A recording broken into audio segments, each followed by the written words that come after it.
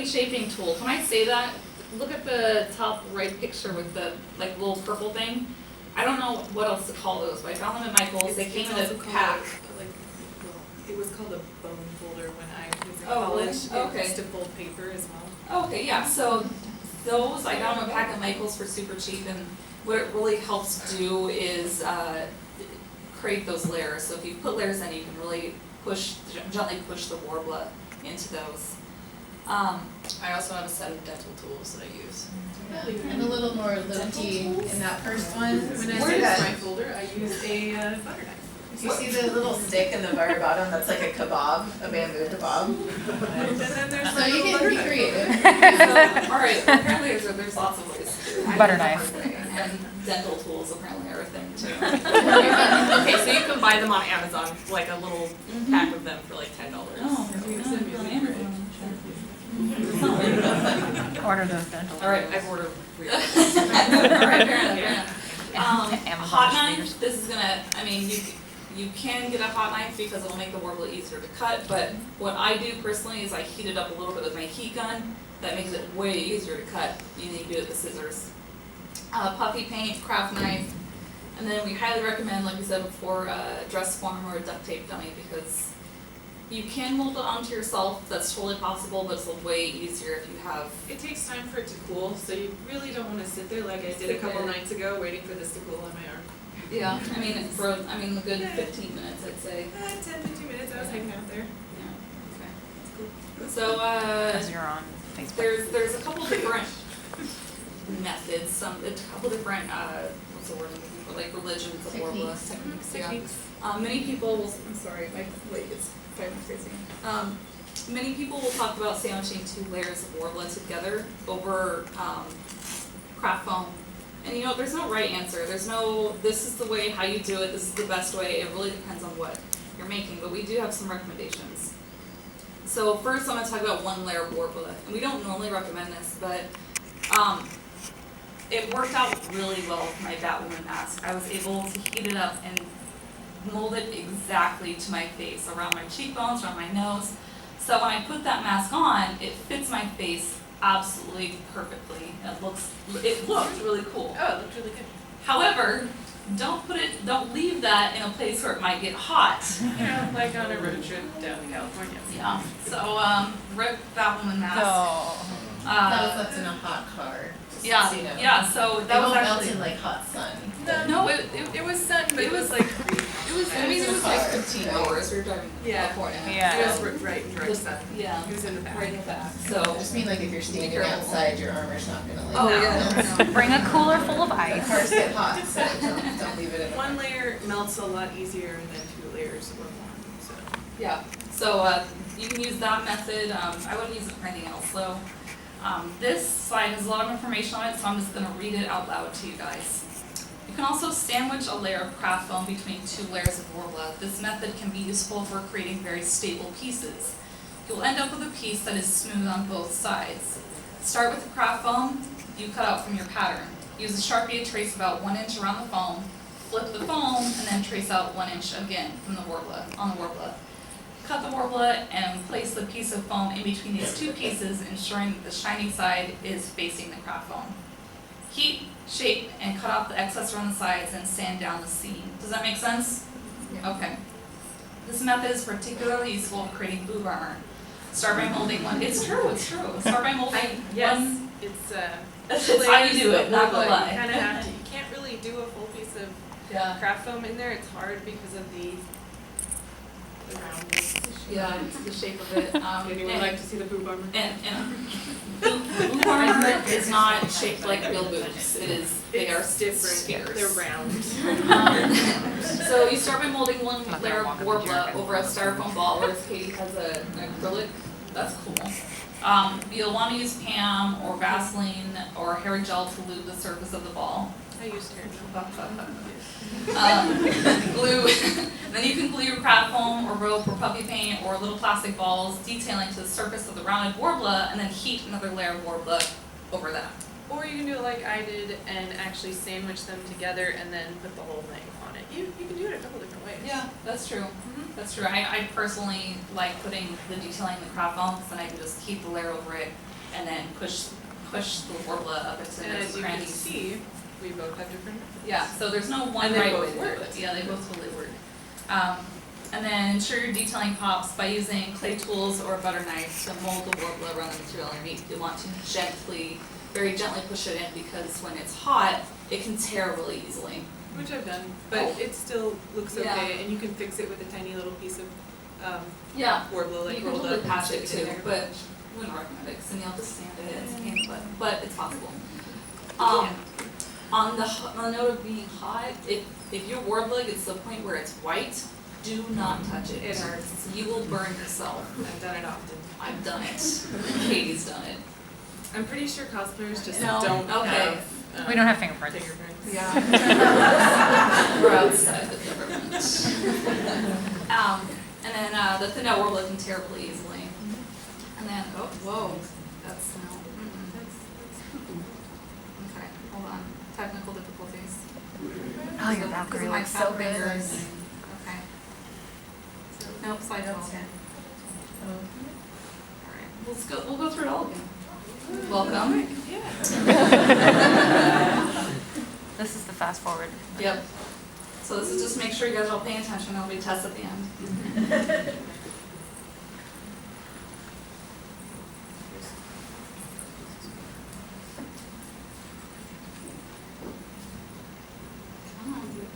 Yeah, it has trouble loading pictures, because the pictures, I put 17 pictures on each slide. Whoops. I like that. Pictures are good. Kind of Okay, Oh, we're yeah, almost that's there. There we go. Okay, we're back. Right. And we're back. And we're back. Alright, so lastly, you can fold over Worbla on the craft foam. You can see it up there.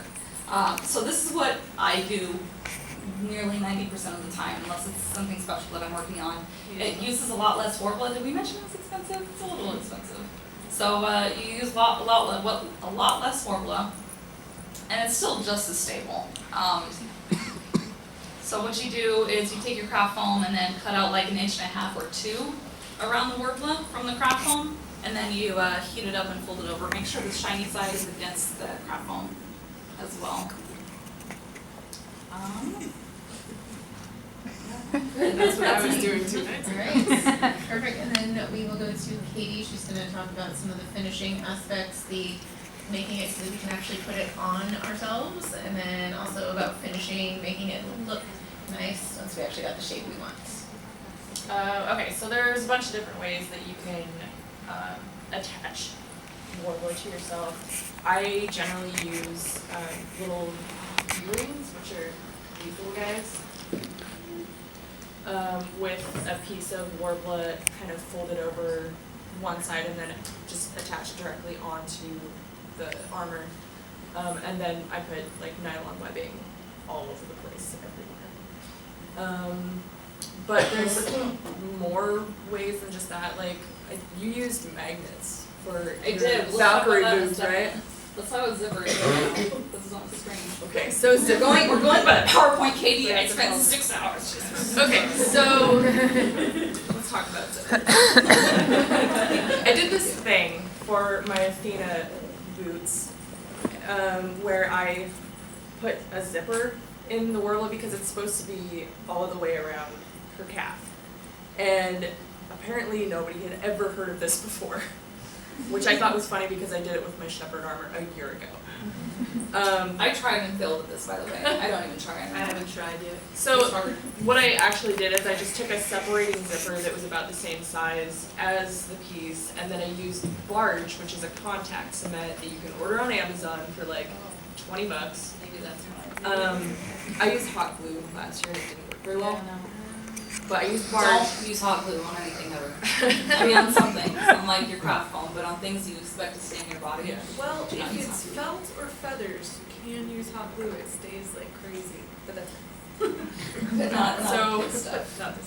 So I used barge and I just glued it to the inside. I don't know how well you guys can see that. Like, actually you can see it there. I just glued it to the inside of the piece and then it zips up just like anything. That's Office. Yeah. It's kind of a pain because it's like plastic, but Nice. it really is. But it works. Wow. Yeah, so that is a way you can attach It's a things thing to that you can yourself. do. It is a thing that you can do. But there's that, there's the D-rings, and There's the just, yeah, you can leave it open like that. I usually don't, it has a lot of give and it snaps right back. yeah.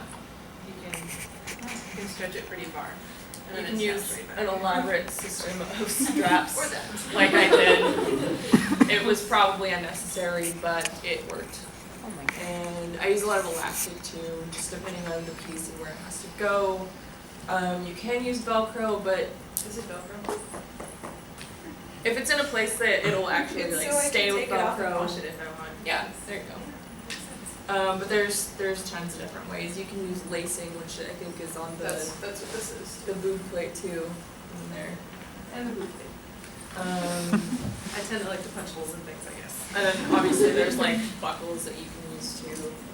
And I do all of the straps and like figuring out where it has to go before I paint it. Just so that I know if I need to change something, I can before I have everything painted and Depends then on I if I screw it. remember or not. Sometimes I do, sometimes I do. There you go. Well, after you make that mistake, you'll remember next time. Do it before paint. Yeah. It's helpful to do it before paint. But there's tons of different ways that you can attach it to yourself, and you just have to find out what's right for you and what's right for whatever piece that you're making. So Valkyrie's boob cups, I don't know what else to call them. I'm No, sorry. boob They're armor. Yeah, that's where all the arrows go. Yeah, exactly. My heart is guarded by Asgardian magic. So, in the comics, you'll see they just kind of float on her chest. Nobody knows how they actually stay on. So, what I actually did is I got the neodymium magnets. They're like tiny little magnets. So you can buy them on Amazon. And I glued them to like 5 to the inside of each cup. Although I only used 3 maybe. Anyway, so I glued some to inside of each cup. Would you use the boot? What did I use? Oh, E6000. Oh, Yes. yes. Yeah. Best glue. It smells and it's toxic, and you have to let it sit overnight, but that ain't coming apart. Next time we're just doing diffusion large. I should, I need to talk, yeah, we need to talk about contacts here. Alright. So, and then when I put on the costume, I just put, the corresponding magnet on the other side of my leotard and put those in, and then magically, Asgardian magic makes, as it does with magnets, they float on my chest. So you can do that. I wouldn't recommend it for most things because, Something like this though, when you want to be able to take it apart. Currently I have just like wax putting it together, but I want to put magnets on each of these 4 little sides so that it can just come apart and put back on. cool. Alright. So I'm using my friends' So after I attach everything and I get it like where I need it to sit, I start sealing so that I can paint it. There are also a myriad of different ways that you can seal and paint things, but the more common ones that I've heard people using are either gesso, which is like a paper primer or canvas. You get it at Michael's. You can get it anywhere. Or you can get it anywhere apparently. It's, yeah, I've gotten it. Safely. Or a lot of people also use wood glue, which I personally didn't like very much, but if it works for you, then that's awesome. The reason why I use wood glue is because I cannot sand in my living room. So that might be why. I don't have a shop, I have a living room. So I use layers of wood glue, and it turns out pretty good. So wood glue, I found from personal experience really quick, it works really well on pieces that aren't going to flex. So don't use it on like shin armor, because when you walk, that armor will flex and that wood glue will just chip right off with your paint and everything else on top of the wood glue. But if it's on something that's not going to flex, like, No, it stays pretty well. oh, well then maybe I didn't do enough layers. I did like 4 or 5 layers. I do a lot of layers and you let them dry in between. Okay. I don't know, I've had good luck with wood glue, some people don't. It really depends. Yeah, there's no one way to do this. Some people hate certain methods and love others, and the other person is the exact opposite. So you really have to find out what's good for you. They also, there's, for things like this, I was super lazy and didn't seal it. So you can also do that, it just doesn't have the smooth texture that you probably want. But you can just paint directly on. The paint doesn't usually pop as much. Maybe. I'm not sure. That's my experience. Yeah. But it also just depends on like what you're making. If you want it to have kind of a leathery, rough texture, you don't necessarily have to seal it, because then it will be rough. But if you want it super glossy and shiny, you probably want to seal and sand and seal and sand and do that over and over, and then I actually it'll be don't super sand. smooth. Or don't sand and use wood glue. I don't sand, but with gesso, you should sand. Yeah, and so after doing that, there's lots of different paints that you can use. I usually just use rattle can spray paint. A lot of the times I'll go to, there's a couple different places that sell Montana Gold acrylic spray paint. That's the best. Oh, I And love that stuff. There's tons and tons of different colors that you can find that are perfect for whatever you're doing, and I use that a lot, and then just normal other rattle can colors. You use Rub and Buff? Yeah, you can use rub and buff, you can use acrylics, which is what I usually do the detail work in, and then just whatever you want really. And then I just use a clear coat, like a matte clear coat usually, unless I want it to be. Some metallic paints will seal, if you put a sealer over the top of them, they will go dark. I know. So sometimes they do that, and I found the fix for that with Antonio's breastplate. It was the stuff that goes dark. I put Mod Podge over the top of it to seal it. So what Abby's saying is that if you do a metallic paint, like a metallic spray paint, there's other like spray top coats that if you put over that metallic spray paint, it will not be metallic anymore, it'll just turn brown. It'll look kind of brown. So use That makes Mod sense. Podge instead to paint on there with metallic paints. It's And just then- certain brands that do. Can you tell us about weathering? Because Katie is the She's absolute awesome, best at weathering, and I don't even know how she does it. I do some weathering, but she like does all the weather. She's the wizard. She's the weather Wizard. Yeah. Weather wizard. I don't know, I just, to do the weathering on like the Pacific Rim armor, I used like black and brown paints and just kind of scribbled everywhere. I kind of watered it down a bunch so that it's not just black.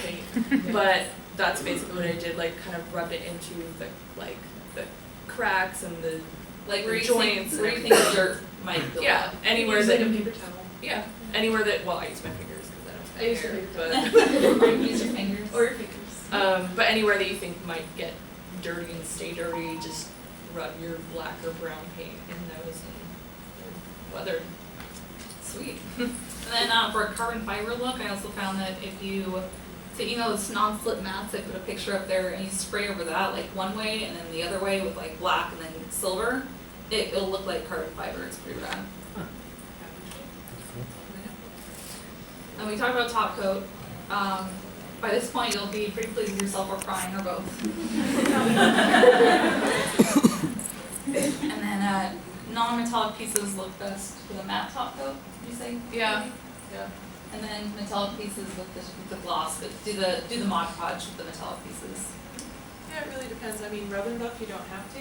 I used just a spray clear coat on Rub and Buff. It stays the same color. If you're using these gray metallic, yes, you use Mod Podge on top or you're going to not have it. Alright, so that is most of the content that we had prepared. We can open it up for questions from you. I believe we have this mic here in the middle so that everyone can hear you. Also on the screen, we have our contact information, Twitter and Facebook pages for each of us if anyone is interested in following us. Like Kristen was saying at the beginning, if you do start getting progress pictures of working with Worbla, we'd love to see that. We would love Show me all of your art. Yeah, please.